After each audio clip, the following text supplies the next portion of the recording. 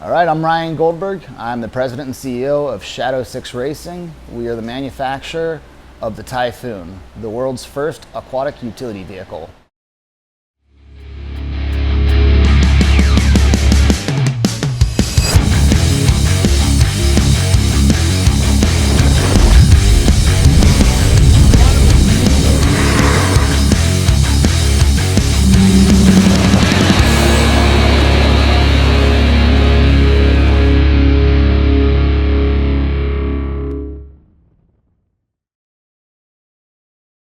What's up guys, Javi here from That Racing Channel. Welcome back to another episode.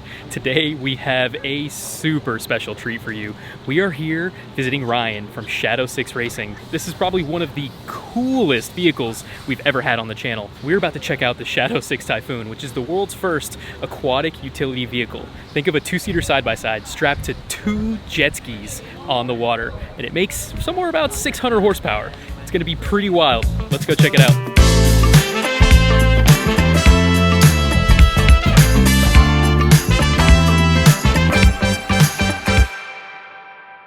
What's up, Ryan?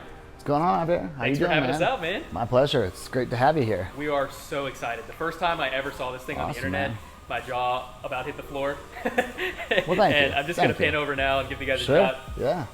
Would you just look at that? Looks are obviously a little bit deceiving. It is in no way, shape, or form made from production vehicles. It's not a production vehicle. It's not a Polaris RZR.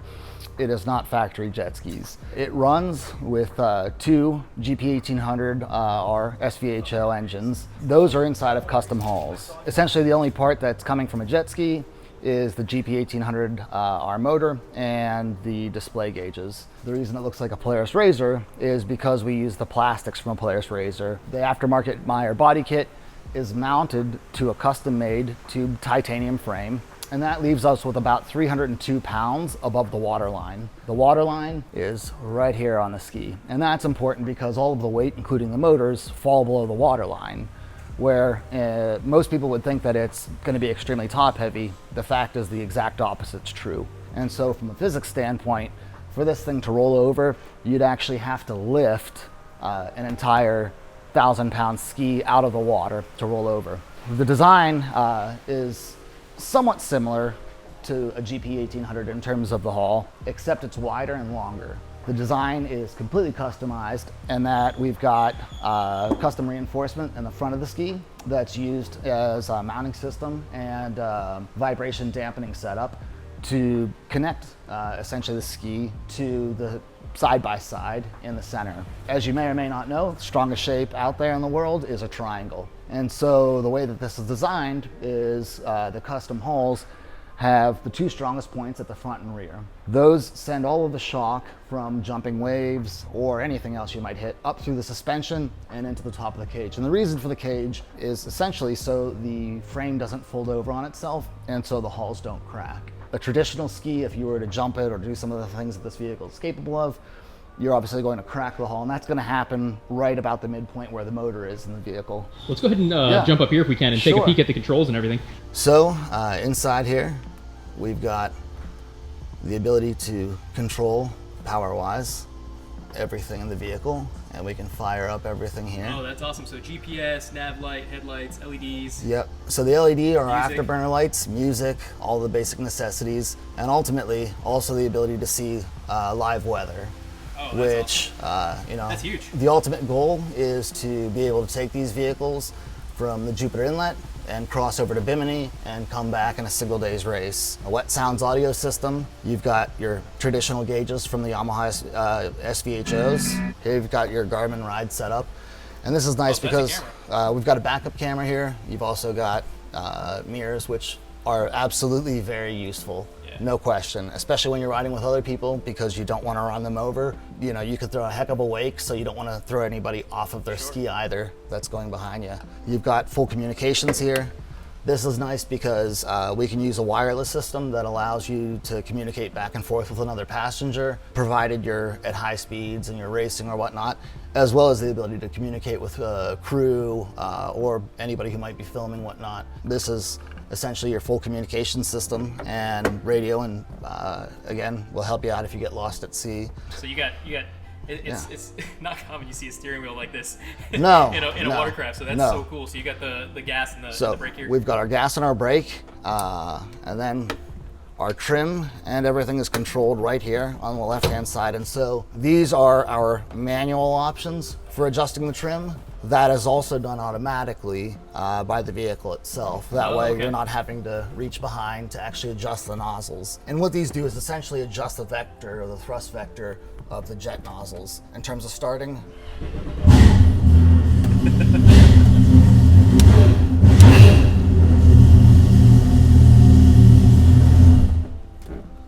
simple as that. I will say this is probably the absolute sickest thing we've ever had on the channel. Thank you. Makes me proud to hear you say that. Oh man, and we haven't even ridden in it yet. That's right. Hopefully today's trip isn't a waste by any means at all. Yeah, man. So what do you say we go take this thing out in the water, man? We should have some fun. Let's do it. Hell yeah. Doesn't take much to talk me into it.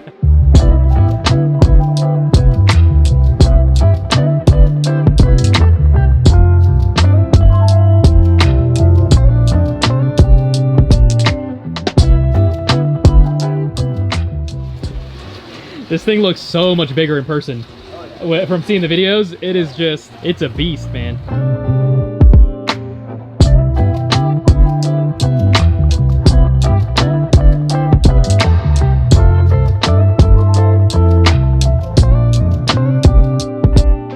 All right, guys, we're going for a ride in the Shadow 6 Typhoon. Let's do it. You ready, bro? I'm ready. I don't know if I'm ready. We'll find out. I don't know if I'm ready.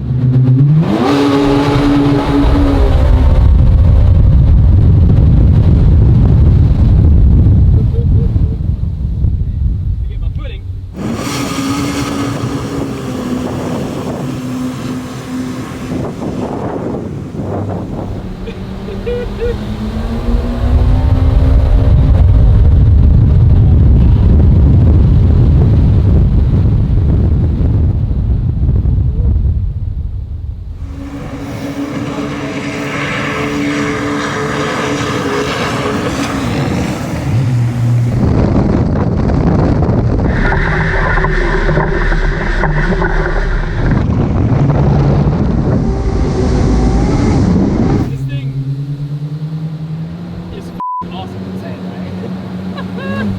Okay guys, this is 1000% the coolest thing I've ever done on the water. Holy moly!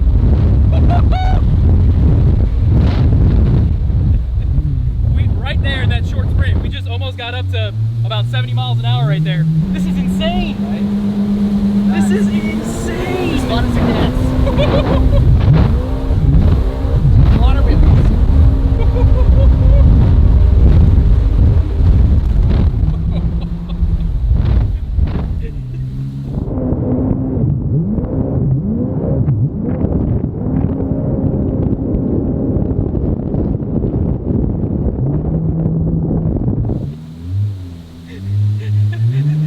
Fun factor, 15 out of 10. Right. Wow. It's so stable. You see we're cruising like 25 here. And it's just a Sunday cruise. This thing is a blast, dude. Oh, it gets way more fun. If we didn't have a camera, we could get a little more crazy. We'll have to do one where maybe I put the camera down. Yes, sir.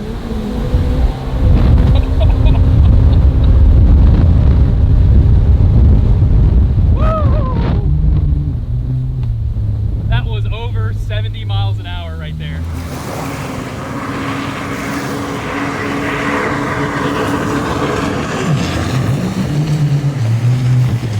I want to try to give you a shot over the front here. We got a little bit of water coming through, but let's try it anyway.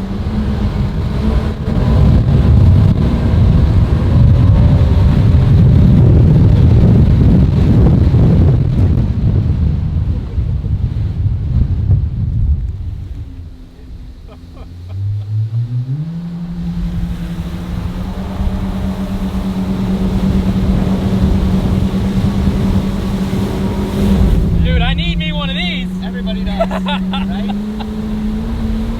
Money didn't buy happiness until this was invented. Oh my god. So they have this thing really dialed. The stability on cornering and the ascent coming out. This thing's a drift machine.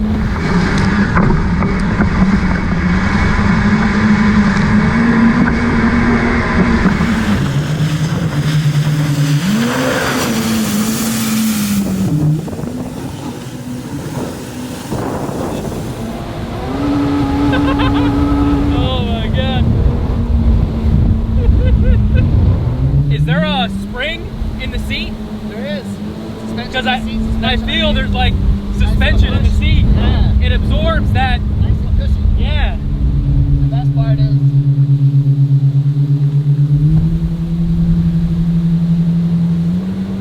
no cup-holders on a jet ski. My man.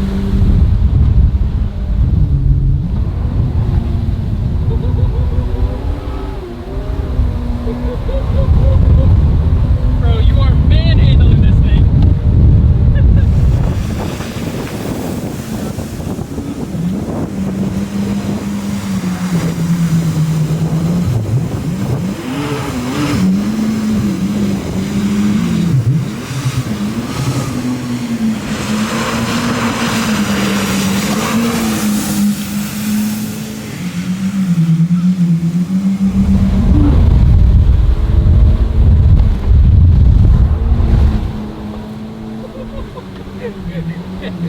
There it goes, boys.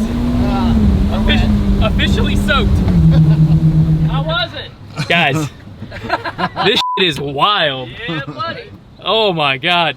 Next level. In the absolute best way. Next level is, honestly, next level is the most accurate way to describe that experience. Yeah. I've never experienced anything like that in my entire life. So this thing is gonna get 10 TRC approved stamps. We're just gonna cover the whole screen. So just fire one at a time? Yep. Either way. There you go. Yeah, hit the back one. Get yourself some reverse. There you go.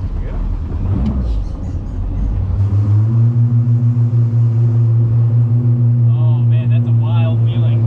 All the controls there.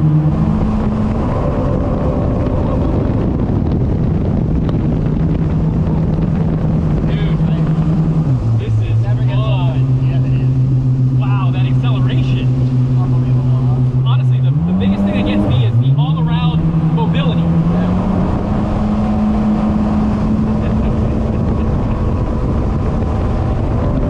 You just punch it. Oh man. Can I just shake your hand here? Of course. Of course. This is Amazing, the huh? Yeah. coolest thing ever. How does it do from like, do you ever like go from a dig, just like at it from a stop, or? Oh yeah, all the Yeah. time, man.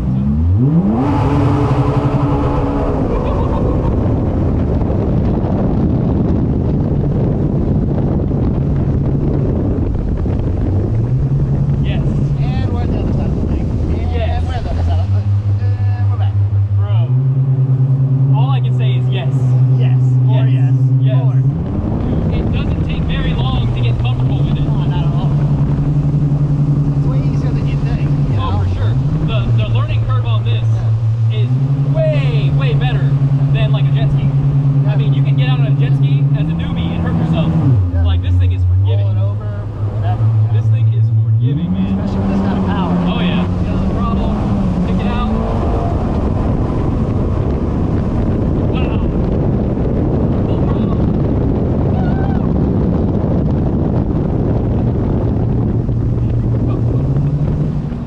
Dude, we need one of these. Like yesterday. Take 10. I'll trade you for a Skyline. All right. So without a doubt, that was the coolest thing I've ever experienced on the water. I've never been in anything like it. Honestly, that's game changer. That is going to be an absolute game changer when it comes to water sports and things on the water, period.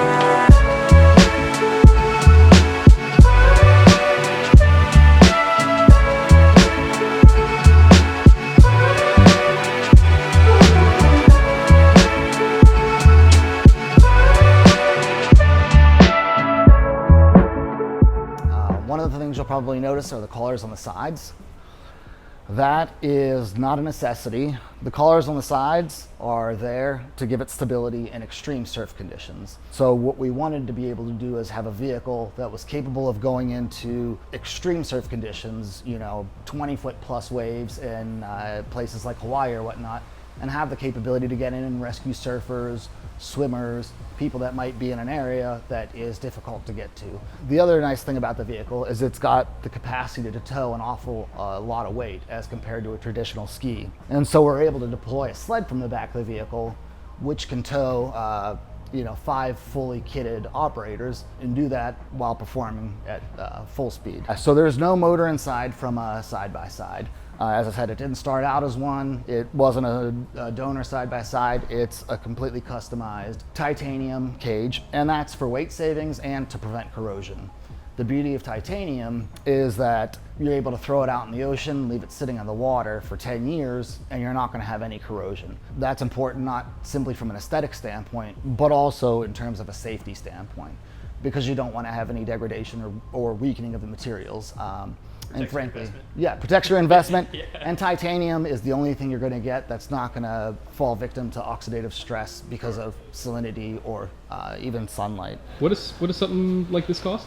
So the vehicle is $250,000, predominantly because you're looking at very difficult to get materials and a heck of a lot of design work and time that goes into building the vehicle.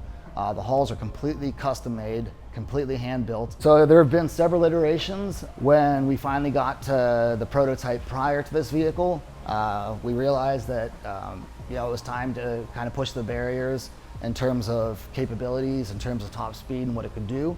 And that's when I was introduced to Whamilton, who you'll have a chance to meet here a little bit later and talk with. Whamilton is the guy who invented the world's first stand-up jet ski. No way, really? Yeah, he is. That's wild. Yeah, and that has gone on to creating a passion for him in essentially stunt jet ski riding. So he's the guy to go to if you want custom hulls or you want custom fabricated jet skis or jet ski that has options that nobody else has got. When I came and I met Whamilton for the first time, I told him what I wanted to work on and what I was looking to build. He thought I was completely insane, and I said, hear me out, buddy.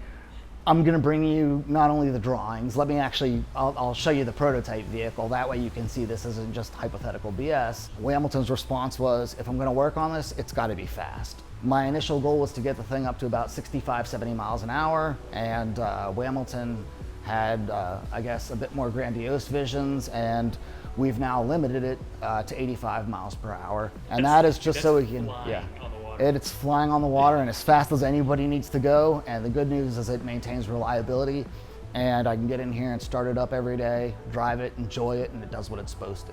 Regarding Sure. Tuning, is it just like an aftermarket engine management, or are you guys tuning like factory computers, or how does that work? It's all done with the Manus X system. So it's actually a product created by Riva Racing, and it's essentially Riva's tuning platform. So everything we've done in terms of a performance standpoint has been additions made from Riva Racing, and that's ultimately because our exclusive distributor is Riva Motorsports, and they own Riva Racing. All right, guys, so we're here with Whamilton. Thanks for having us out. So you created, so you make the actual holes for the Shadow 6. Correct.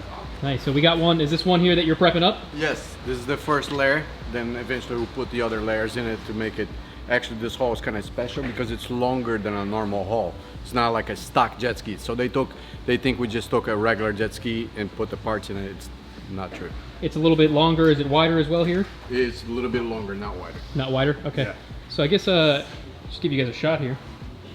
So this is the start of one of those. Yeah. And then the other piece, which is in a liner that's on the other side that you saw, goes over where you can attach the motor mounts, gas tank, and all the other parts.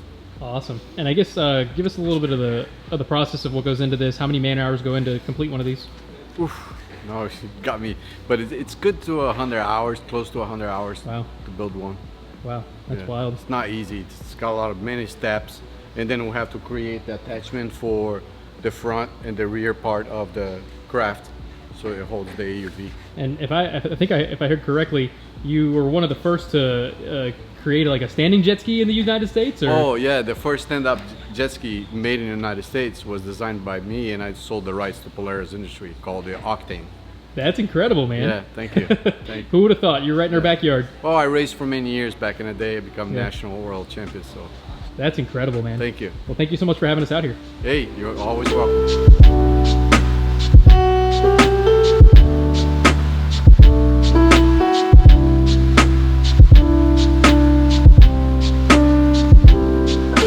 The history goes back about 7 years now. When my son turned 3 years old, we decided to take a trip out to Las Vegas. And on the final day we were in Las Vegas, we decided to go out and rent a Polaris RZR and go off racing through the dunes. And one of the things that blew my mind is how well the suspension worked on the vehicle, and the fact that a 3-year-old was sitting in the vehicle without being bounced around or jolted or jarred or being scared or anything of the like. And it really got me fascinated with the way that suspension was designed and the way that it was used in different types of vehicles. I put together CAD drawings and started designing the vehicle, and that led to getting some patents in place on the vehicle, and that took me down the road of beginning to build prototypes. What you've seen today is our final iteration of prototyping, and ultimately it's the last prototype vehicle that we'll build before actually going into full production. The vehicle is around 2,800 pounds total. Production vehicles will be slightly lighter than that. They're probably going to come in roughly around 2,400 pounds apiece. What we wanted, or what I wanted, was something capable of extremely fast speeds in relatively shallow water, as well as to have the capability of getting out into 6-foot seas and handling them with ease. And to that effect, it's definitely a unique vehicle that's far different than anything that exists on the market or that I've ever seen. So frankly, you know, the reality of the build is it was well designed on paper, and so while I would expect there to be a lot of challenges, there were simply a few surprises, not so much challenges. For me, I guess one of the biggest surprises is that you would have different suspension settings in saltwater versus freshwater, which is not really something I expected right off the bat. The truth is the suspension is fully functional and can be dialed in specifically based on different conditions in the water, and whether it's saltwater or freshwater based upon buoyancy. It's one of those projects that, you know, I think was just meant to be. As the project evolved, it really wasn't a series of failures, and it wasn't a series of wishing we had done something different. I think it was far more reaching the potential of the vehicle much quicker than ever expected with each iteration as we built things. And so this vehicle is really pushing the limits and figuring out just how far the build is capable of going. And at this point, you know, I think we've kind of dialed it into the perfect vehicle. The vehicle is perfectly capable of reaching around 100 miles an hour. The issue ultimately becomes reliability, and in building a vehicle that can be run on a daily basis, that's not going to be shot in the shop all the time. It's limited at this point to 80 miles per hour. Most of the modifications have been done by Reba Racing, and the vehicle's capable of handling just about anything you could throw at it. So full speed turns, so you can crank a 90-degree turn or even a complete 180 at full speed. There is no risk of flipping, no risk of rolling, and the vehicle ultimately can even be used in extreme surf applications. Not only will it not flip, it's far more capable in terms of rough waters than a traditional wave runner or jet ski. So it really kind of opens up the gamut of rescue vehicles, military applications, and certainly most of all, fun, because you can smoothly launch it over a 6-foot wave and have the time of your life. There isn't a halfway version, there's not a slow version, there's not a everyday consumer model. We're simply building very high-end vehicles and holding very steadfast to that market alone. The vehicle was essentially something that early on I thought would be parked behind my home and would be something that only I used and would be something that nobody noticed or saw or that drew no attention from anybody. And frankly, nothing but the exact opposite has happened ever since we finished this project. We put it out on the internet. A few million views later, in roughly 24 hours, we had quite a few people asking us when this thing was going to be available to market, when it was going to be manufactured, mass produced, and almost immediately we shifted gears from having a personal vehicle to moving to becoming a full-fledged manufacturer and having the capacity to produce these in a large scale. This year, we're going to deliver our first 7 units, and we'll be at SEMA displaying the vehicle.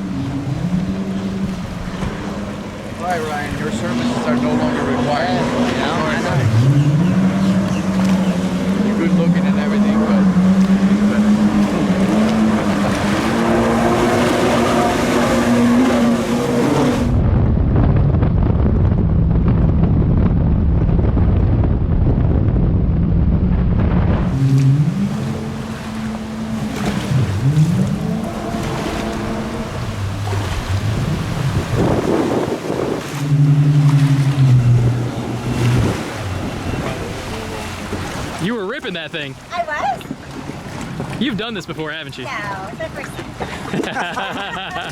It's beginner's luck.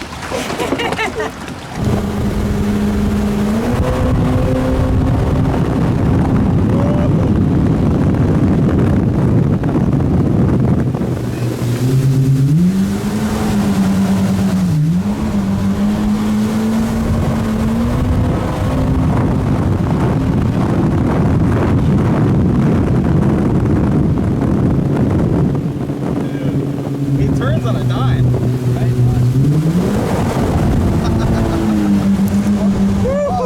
No, you're good, you're good.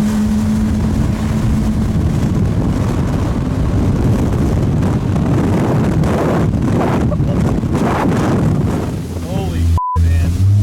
Bro, that thing's insane, man. A blast. So much fun.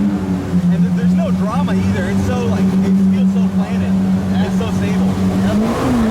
That was sick, man. Hell yes. What do you think about that, Brandon? Bro, that thing is mind-blowing, bro. It's mind-blowing.